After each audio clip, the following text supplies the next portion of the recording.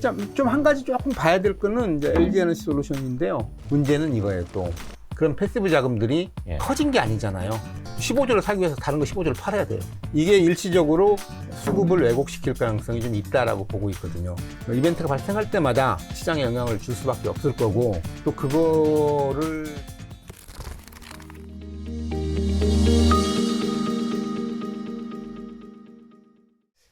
좀 한 가지 조금 봐야 될 거는 이제 LG 에너지 솔루션인데요. LG 에너지 솔루션이요? 예, 이게 시가총액이 굉장히 크게 들어오거든요.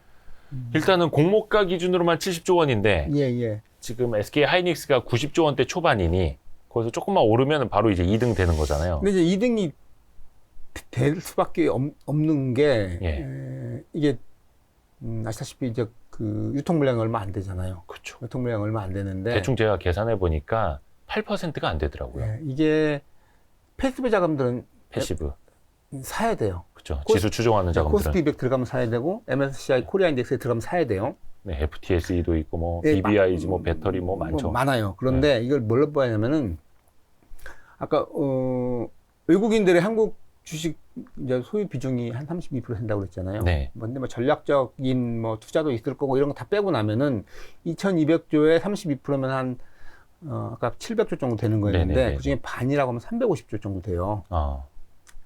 이런 점을 빼고 지수 추종 자금이. 네, 저는 그렇게 생각을 해요. 대부분의 한국 주식을 하는 사람들 하는 그 투자가들을 보면은 예전에 액티브 자금이 많았는데 지금은 뭐 ETF를 비롯해 가지고 전반적으로 패시브 자금들이 많거든요. 이머징에서 들락날락 뭐 돈이 빠져나가면은 한국 주식 그냥 자동적으로 팔고 들어오면 네. 자동적으로 사고 이런 것들이잖아요. 네. 그런데 한 350조. 350조. 예. 낮게 잡으면 300조. 예. 300조인데 5% 해보면 얼마죠? 15조. 15조잖아요. 15조를 사야 되잖아요. 그거는 그러니까 뭐 추정한 증권사들은 일단은 1조에서 1.5조도 이야기를 하는데 대표님은 그걸 조금 더 그러니까 직접적인 지수 패시브 자금뿐만이 아니라 어떻게 보면 이제 한국 주식을 전체적인 바구니로 보고 움직이는 자본까지 다 생각을 했을 때 한 350조 정도 이제 추정을 하시는 거고 거기에서 5%면 뭐 한 15조 정도. 네, 그런데 15조면 다 유통 주식 다 사야 되잖아요. 그러니까요. 물론 뭐 이제 이런 유통 주식 수가 공모가 70조 시가총액 기준으로 했을 때 유통 주식 수 가능한 거 곱해서 보면은 한 5조 원이 안 되더라고. 4조 9천억. 그러니까 패시브 자금이 얼마인지는 잘 모르긴 하는데 꽤 많다라고 저는 생각을 해서 점점 이제 패시브화 돼가니까 그렇죠. 국내 ETF도 사야 되는 거잖아요. 네네. 국내 인덱스 펀드도 사야 되는 거고. 그렇죠. 그리고 뭐 그냥 좋아서 LG 화학 빼고 LG 에너지 솔루션 넣어야 되고 뭐 그렇죠. 좋아서 사는 사람도 있을 거고. 그런데 문제는 이거예요. 또 그런 패시브 자금들이 커진 게 아니잖아요. 15조를 사기 위해서 다른 거 15조를 팔아야 돼요. 그죠. 왜곡 현상이 나타나죠. 이게 문제가, 이게 일시적으로 수급을 왜곡시킬 가능성이 좀 있다라고 보고 있거든요. 그래서 지금 계속 뭐 1월 들어서도 그렇고 뭐 12월부터 LG 에너지 솔루션 들어오는 비중만큼 코스피 200 내에 있는 것들 대형주도 막 떨어내기 시작하는 막 이런 얘기들 나오고 미리 있고. 떨진 않아요. 패시브 자금은. 미리 안 해요? 미리 떨면은 트래킹이라고 발생하기 때문에 그렇게까지 미리는 너무 막 안 해요. 공격적으로 할 수는 없고. 예. 그러니까 상장 이후. 이게 편입날 얼마만큼 왜곡이 될지 참 되게 좀 당황스럽긴 해요. 미리미리 이렇게 뭐 보통 블록 트레이딩이라고 하잖아요. 블록딜. 근데 블록딜을 할 수 있을지 없을지는 잘 모르겠는데 한날 한시에 똑같이 인덱스에 들어가지는 않을 거거든요. 그렇죠. 그렇기 때문에 이벤트가 발생할 때마다 어쨌든 간에 시장에 영향을 줄 수밖에 없을 거고 또 그거를 생각하고 미리 또 매매를 하는 측도 많이 생길 것 같아요. 제 생각에는. 그때 어디 증권사에서 추정한 거 보니까 FTSE 같은 경우는 상장 후 5거래일째 종가, MSCI는 상장 후 10거래일째 종가에 이제 편입이 될 수 있다. 편입 그리고 여부를 결정하죠. 네. 또 코스피 200 같은 경우는 한 2월 22일쯤에 한국거래소에서 특례 편입 발표를 하고 3월 옵션 만기일, 그러니까 동시 만기일, 그러니까 3월 10일 종가에 이제 편입이 될 거다. 그렇게들 좀 추정은 하더라고요. 근데 이게 좀 워낙 사이즈가 크게 들어오니까 물론 그 프리 플로팅 주식이 적잖아요. 전체에 그러니까 적기 때문에 유통 가능 물량. 그게 적기 때문에 조금 디스카운트를 해서 들어올 가능성도 있긴 있어요. 시총 비중만큼 들어오진 않고. 디스카운트라면은 그러니까 시총 비중만큼 다 못 사니까. 원래 그걸 편입 코스피백 이런 거는 그 관계 없는데 네네네.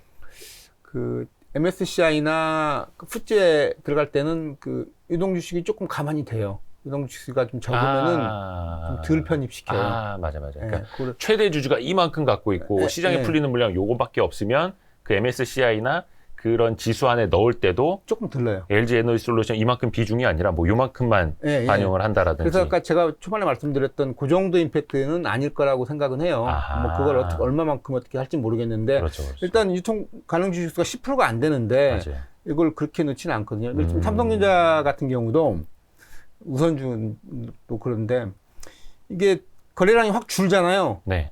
그러면은 줄여버려요. 비중을. 지수 내에서 그 예. 해당 종목이 해당하는 예, 비중을 벤치마크를 예, 줄여버리거든요.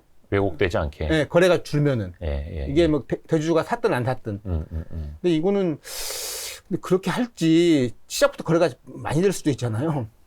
많이 되면은 유동성 풍부한데 그러고 막 들어올리는 거죠. 이게 알 수가 없어요. 그건 사실 좀 지나봐야 그러니까 그게 알는데 되게 가늠이 안 되더라고요. 그럼 이게 시총 70조짜리가 어떻게 될지만.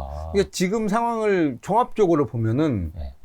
어쨌든 중국이 여러 가지로 통제를 많이 한다. 네. 미중 무역 분쟁도 계속 많았다. 미국 내에 그 분배망도 문제가 있다. 그래서 전면적으로 공급에 문제가 생겼다라는 네. 부분. 그래서 금리가 올라간다. 그다음에 LG 엔솔이 들어오면서 또 시장도 약간 혼란스럽다. 네. 이게 안 좋은 게 되게 많은 다 국면이에요. 겹쳐버리는 거죠. 굉장히 안 좋은 면이니까 올라갔다 빠지고 올라가는데 사다 빠지고 계속 그러고 있는 거거든요. 그 이 와중에 올라가는 거는 외국인들이 꾸준히 사고 있는 금융주밖에 없는 거예요. 참 LG 에너지 솔루션이 쏘아 올린 게 참 작은 공이 너무 큰. 근데 이게 이제 이런 이제 물적 분할이 LG 에너지 솔루션에 이제 필요한 자금을 뭐 이렇게 수혈하기 위해서 했다는 거는 인정을 할 수 있는데 네. 어쨌든 시가총액이 2번 카운팅 되잖아요. 그렇죠. LG 화학에 한 번 되고 그리고 이 시장에 이렇게 많은 충격을 주는 거는 바람직한 것 같지는 않아요. 그렇죠. 네. 오죽하면 지금 대선 주자들도 그런 이야기 공약들 이제 경쟁적으로 내고 있고 사실 되게 아이러니한 게 사실 그 전에는 저도 뭐 증권방송 뭐 앵커만 뭐 10여 년 했지만 방송에서 물적 분할, 인적 분할 이야기하면 시청자들이 못 알아들었거든요. 근데 지금은 거의 주식하시는 분들 다 인적 분할과 물적 분할의 차이를 다 아셔요. 그러니까 이게 되게 아이러니한 거예요. 씁쓸하고 막. 그렇죠. 하여튼 이거는 조금 바로잡힐 필요가 있겠고 그래서 한국거래소에서도 물적 분할 이후에 재상장은 조금 허들을 높이는 그래서 뭐 여러 가지 기존 주주들 보호 장치를 마련했는지도 같이 이제 보겠다 했는데 일단 가장 큰 뭐라 해야 되나 그러니까 장본인이었던 LG 에너지 솔루션은 그런 허들 없이 일단은 자기네는 먼저 올라온다라는 거. 좀 문제가 있죠. 네. 예. 아니면은 그냥 대무적 투자자한테만 받고 상장 안 시켜줄 수도 있는 거거든요. 그것도 비상장 상태에서. 보통 그 물적 분할하면 상장 잘 안 시킬 때 꽤 많아요. 예. 근데 이번 특이하게 좀 시킨 거죠. 그렇죠. 뭐 채권을 발행을 한다라든지 뭐 이럴 수도 있었을 예, 텐데. 예. 뭐 나중에도 문제가 되죠. 어쨌든 상장을 다시 하게 되면은 아니면 LG화학을 다 대주주가 사서 상장 폐지시키든가 뭐 이렇게 했어야 되는 것 같은데. LG 화학 같은 경우에는. LG화학을 상장 폐지시키고 LG 에너지솔루션만 상장해 놓는다든가 맞아요. 아니면은 LG화학을 더 많이 인적 분할 해놔가지고 홀딩컴퍼니 하나 남겨놓고 얘는 상폐시키고 나머지만 상장시키거나 뭐 이렇게 하는 게 뭐 선진국은 그렇게 많이 하니까 대안은 많이 있었다. 이게 지적들이 많죠. 있죠. 하지만 LG는 그런 생각을 안 했다는 거. 그리고 또 중요한 건 시즌2 SK 온 또 기다리고 있다 보니까 아휴 줄줄이 이어집니다. 이게 참 쉽지가 않아요. 예. 그래서 이제 코리아 디스카운트 이야기들도 많이 나오고 뭐 물적 분할도 이야기를 하셨습니다만은 이게 뭐 ESG 이야기들은 많이 하는데 이 코리아 디스카운트 조금씩은 이제 좀 달라져야 하잖아요. 대표님 보시기에는 사실은 많이 조금 해도 됐다라고 생각을 하는데 예. 코리아 디스카운트 요인을 여러 가지로 이제 보는 게 뭐 기업 투명성도 물론 있습니다. 네. 있고 뭐 대주주의 전횡도 있고 그다음에 산업이 특정 산업에 쏠려 있는 것도 꽤 크고 네. 그러다 보니까 이익의 변동성도 크고 네. 이런 것들이 다 이제 뭐 자본시장 정책도 문제가 삼을 수도 있긴 하지만은 우리나라 자본시장 정책이 그렇게 선진국에 비해서 아주 낙후됐거나 그러지는 않거든요. 자본시장 정책 자체만 놓고 보면 네. 뭐 그런 건 아니고 그리고 산업 구조도 많이 바뀌었고 아까 말씀드린 것처럼 네. 뭐 성장 산업에 대한 비중도 많이 높아졌기 때문에 네. 높아졌고 그다음에 그 시크릿컬 산업의 국가 경쟁력도 굉장히 높아졌고 네. 다 좋아요. 근데 그 지주사하고 사업회사가 동시 상장돼 있는 나라가 거의 없는데 돼 있다는 게 시장 전체 밸류에이션을 깎아먹는 거죠. 이 부분은 분명히 떼서 성장, 떼서 성장. 예, 예. 근데 이게 아이러니한 게 카카오 사례를 놓고 보면 오히려 뭐 물론 2020년 막 이렇게 막 시장이 막 화랑일 때 막 그랬던 것도 있지만 떼서 상장한다 그러면 와 하고 막 카카오도 올라가고 또 떼서 상장 와 하고 또 카카오 또 올라가고 그래서 오죽하면 앞에 카카오만 붙으면 그 나중에 카카오 와이스트리 그런 와이스트리 막 기업 가치 이만큼 되고 막 근데 또 카카오도 같이 올라가 막 이런 것들이 또 있었단 말이죠. 예, 그러니까 카카오가 궁극적으로는 이제 그 선진국의 증시 모델을 따르기 위해서는 딱 하나 지주회사만 남고 사업회사는 다 분리시키고 지주회사는 상폐되고 예. 끝내야 돼요. 예. 그게 맞죠. 예. 그게 안 되면은 그럼 디스카운트 되는 거죠. 그래야 되는데 그 반대로 가고 있고 자회사 상장을 많이 시키면 또 뭔가 성공을 하는 것처럼 막 예. 예, 뭐 어쨌든 그 외국인들 시각에서는 그 종목 하나만 놓고 봐서는 매력적으로 보일지 모르지만 시장 전체를 봐서는 쟤들은 뭐야 다 더블 리스팅 돼 있네 이렇게 되는 거죠. 아, 그러게요. 참, 그 부분이 특히 이제 갈 길이 멉니다. 기존에는 그게 또 대주주 지분율이 희석이 되면 안 된다라는 사고방식들을 이제 기업들과 뭐 이렇게 지배구조 상에서 많이 가져왔었기 때문에 이젠 그게 좀 많이 바뀌어야 되는데, 그렇죠. 그래야지, 쉽지는 않을 것 같은 게요. 그럼 기존에 상장돼 있는 건 뭐야? 나는 못하게 하고 이런 얘기가 나올 수 있는 거잖아요. 형평 예, 예, 예. 문제가 될 수도 있겠고. 예, 아, 참, 예. 이게 참, 하루 이틀 갈 얘기는 아니고요. 그렇죠. 요거는 계속해서 우리가 또 그렇죠. 지적을 해야 되는 이야기죠.